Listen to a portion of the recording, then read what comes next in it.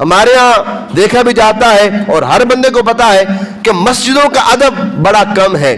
ہم مسجدوں میں آ کر اونچی آواز سے بولتے بھی ہیں, مسجد میں آ کر ایک دوسرے کو آواز بھی لگاتے ہیں, اور مسجد میں آ کر ہم اپنی زبان بھی نہیں سنبھالتے, اور مسجد میں آ کر ہم اپنے بدن کو بھی نہیں سنبھالتے. حالانکہ مسجد رب کا گھر ہے.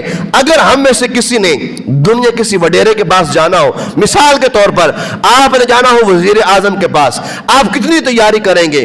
کپڑا نیا ڈالیں گے, عطر اعلیٰ قسم کا لگائیں گے, داڑھی بڑی سیٹ ہوگی آپ کی ٹوپی بڑی اچھی ہوگی, لباس بڑا اچھا ہوگا, جوتا بھی اعلیٰ کوالٹی کا ہوگا.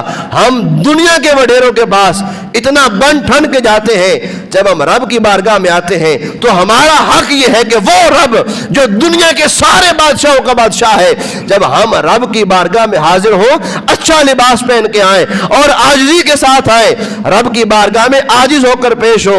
ہم یہاں سارے معاملات دنیا کے مسجد میں ڈسکس کر رہے ہوتے ہیں. ہمارا کیا حال ہے؟ وہ جی میرا کاروبار مندہ ہے, ہم مسجد میں آ کر بات کریں گے دوسرے بندے سے. حالانکہ مسجد میں بات کرنا کتنا برا عمل ہے. یہاں سنیے, سرکار دو عالم صلی اللہ علیہ وسلم نے ارشاد فرمایا, مسجد میں دنیا کی باتیں کرنا اتنا بڑا گناہ ہے.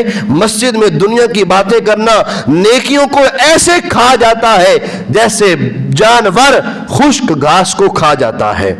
یعنی مسجد میں باتیں کرنا اتنا بھیانک عمل ہے. تو ہاتھ جوڑ کے عرض کروں گا, مسجد کا ادب کرنا ہم سب پہ فرض ہے. ہم سارے مسلمان ہیں, ہم سب کا آنا جانا مسجد کے اندر ہے.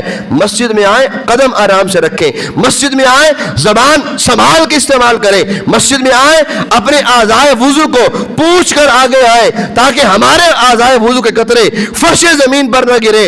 اور جب ہم مسجد میں آئیں تو اس بات کا بھی خیال کریں کہ کہیں ہمارے سے کوئی بے ادبی والا کام نہ ہو جائے, اور کہیں ہم بے ادبی کر کے اپنے سارے اعمال ضائع نہ کر بیٹھے.